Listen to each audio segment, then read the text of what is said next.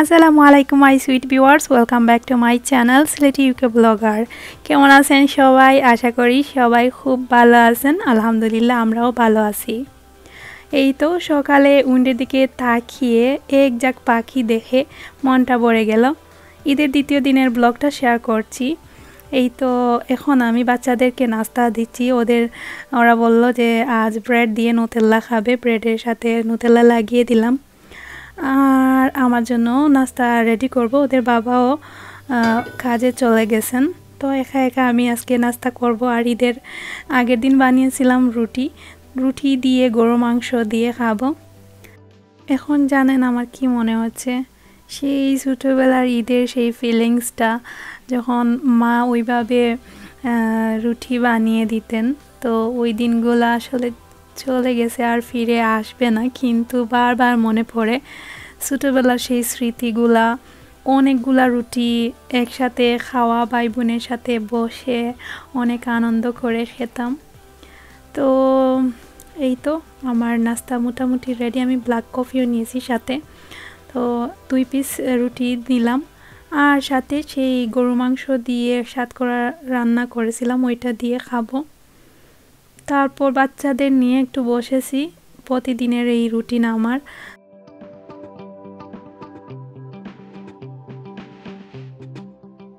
এখানে জিবরান ওর বাবাকে কপি করেছে। ওর বাবা যখন কোনো কিছু রাইটিং করার পর হাতের পেনটা কানের মধ্যে রাখা, সেই অভ্যাসটা ও করেছে। তো দেখে খুবই কিউট লাগতেছিল।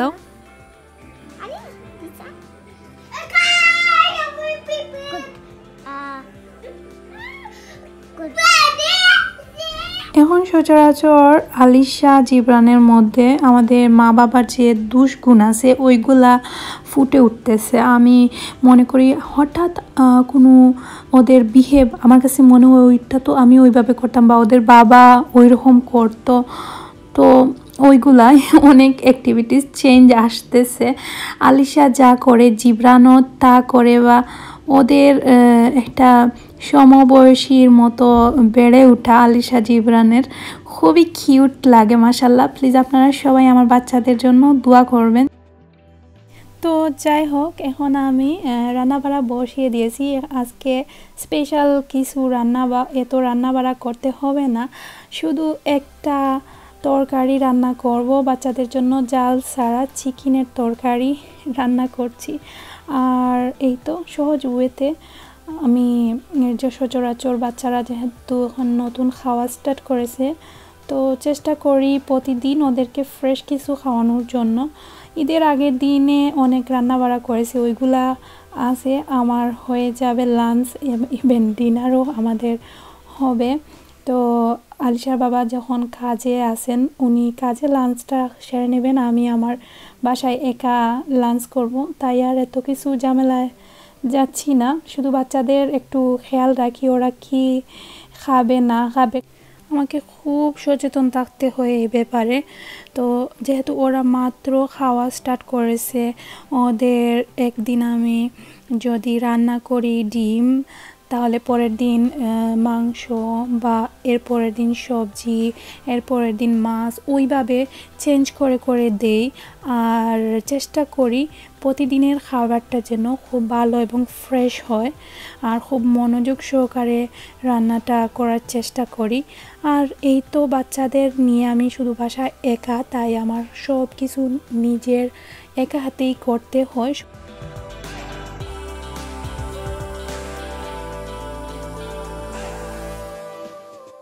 রসমালাই তৈরি করব। আমি কিভাবে তৈরি করি সেটা আপনাদের সাথে শেয়ার করব।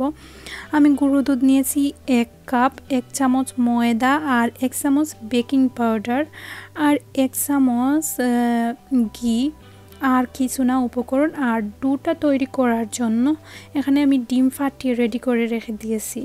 তো 1 কাপ গুঁড়ো দুধ, এর সাথে আমি 1 চামচ ময়দা, 1 চামচ বেকিং পাউডার, আর 1 চামচ ঘি দিয়েছি, আর কিছু না। এখন ভালোভাবে উপকরণগুলোকে মাখিয়ে নেব। আর পাশে আমি এগ রেডি করে রেখে দিয়েছি, ডিমকে ভালোভাবে ফাটিয়ে ওইটা দিয়ে এখানে ডো তৈরি করব। আর এখন এই যে উপকরণগুলো দিয়েছিলাম ওইগুলো ভালোভাবে মিক্স করব। মিক্স করে আমি এখানে ডিমগুলা দিয়ে দিচ্ছি এবং অল্প অল্প করে ডিমটা দেব যাতে খামিরটা সঠিকভাবে হয়। আর খামিরটা যত সুন্দরভাবে হবে আপনার মিষ্টি বা মালাইটা খেতে ভালো হবে বা মিষ্টিটা ভালো হবে, সব কিছু ইজিলি হয়ে যাবে। আর ওইভাবে আমি সচরাচর কম করি, যেহেতু আমাদের এখানে লিকুইড দুধ অ্যাভেলেবল, তাই সানা তৈরি করে করি। আর যেহেতু ভাবলাম দেশ থেকে আসার সময় এক প্যাকেট দুধ নিয়ে আসছিলাম, তো ওই প্যাকেটটা শুধু শুধু নষ্ট হবে, খাওয়া হয় না। আর যেহেতু ঈদের সিজন চলছে, ঈদ এখনও আছে, মেহমান যদি আসে তাহলে নিজের হাতের তৈরি রসমালাই। আর এই তো ওই ভেবেই আর কি তৈরি করে ফেললাম। তো কিভাবে তৈরি করি দেখতেই পারবেন আপনারা। আর আমার কাছে মনে হয় এইভাবে ঝামেলাহীন একটা খুব অল্প সময়ে আমার খুব ভালো লাগছে, আর খেতেও ভীষণ মজা হয়। তো যখন হাতের মধ্যে লেগে থাকবে, অর্থাৎ একটু আঠালো ভাব থাকবে, তখন বুঝবেন যে খামিরটা রেডি হয়ে গেছে।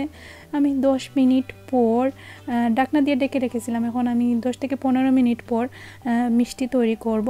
তো মিষ্টিগুলো আমি কিভাবে তৈরি করি একটু লক্ষ্য করলে আপনারা দেখতে পারবেন, স্ক্রিনে দেখিয়েই দিচ্ছি। আপনারা যখন মিষ্টিটা তৈরি করবেন একটু খেয়াল রাখবেন যাতে উপরের দিকটা খুব মসৃণ হয়, না হলে কিন্তু মিষ্টিটা ভাঙার চান্স আছে। তো আমি খুব ভালোভাবে ওই একই প্রসেসে সব মিষ্টিগুলা বানিয়ে নিয়েছি।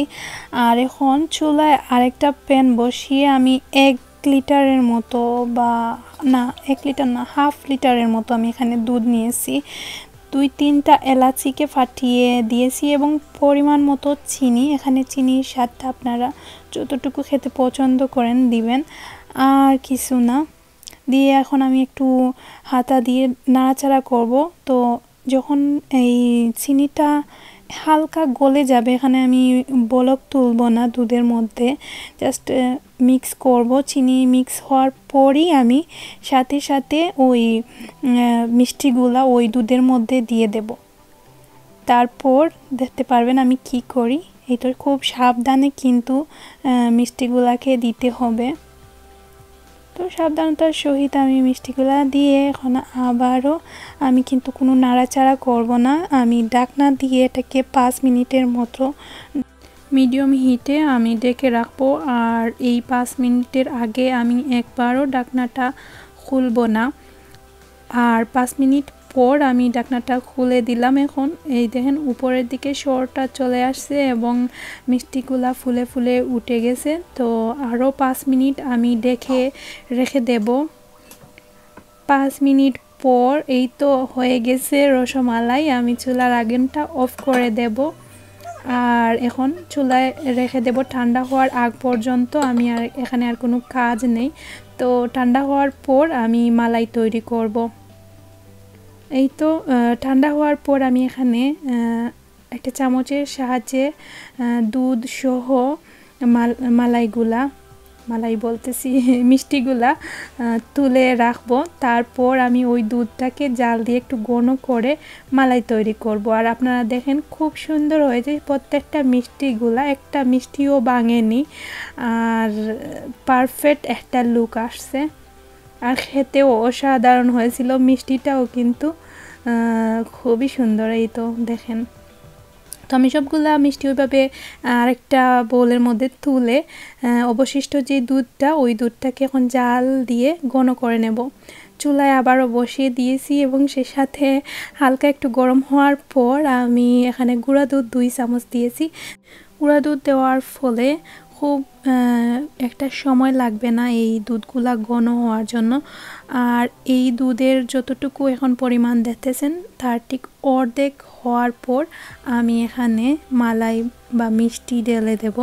তো খুব সাবধান সব সময় কিন্তু নাড়াচাড়া করতে থাকতেই হবে। পাশে দাঁড়িয়ে আমি খুব ভালোভাবে নাড়াচাড়া করতেছিলাম। তো এই তো প্রায় ঘন হয়ে আসছে, ওইভাবে নাড়াচাড়া করতে হবে, না হলে নিচের দিকে পুরা লেগার একটা চান্স থাকে। তো ওই তো যখন দুধটা ঘন হয়ে গেছে আমি মিষ্টিগুলা ঢেলে দিয়েছি, আর কোনো কাজ নেই। এখন আমি আবারও চুলার মধ্যে ঢাকনা দিয়ে ঢেকে রাখলাম। তারপর ঠান্ডা হওয়ার পর পরিবেশন করব। তারপর বিকালে গার্ডেনে আসছি বাচ্চাদের নিয়ে একটু খেলাধুলা করব। আর ওই তো আমার গার্ডেনের অবস্থা আপনারা দেখেন, আমি এত যত্ন করতে পারি না সত্যি বাচ্চাদের নিয়ে। আমার এখন আর গার্ডেনে তো মনোযোগও থাকে না, যখন সময় পাই এসে একটু গাছগুলা ক্লিন করি। আর গার্ডেনিংয়ে কিন্তু অনেক কাজ না করলে ওইগুলা ভালোভাবে সুন্দরভাবে বেড়ে ওঠে না। তো যাই হোক, বাচ্চারা খেলাধুলা করতেছে, আমি ওদেরকে দেখে দেখে লাউ শাক, তারপর আলুর পাতা আর ডুগির পাতা, আর কি জানি আমাদের গার্ডেনের আশেপাশে বৈতা শাক বা আমরা আমাদের আঞ্চলিক ভাষায় বাত্তু শাক বলি। তো ওই সব শাকগুলো আমি তুলে তারপর আমি ওইখানে বসে বসে ওইগুলো ক্লিন করেছি। আর বাচ্চারা খেলাধুলা কিটা হইছে কিলা দুঃখ পাইলো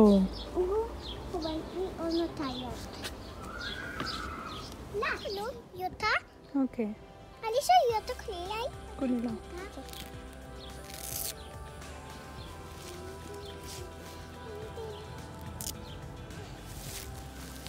Alicia,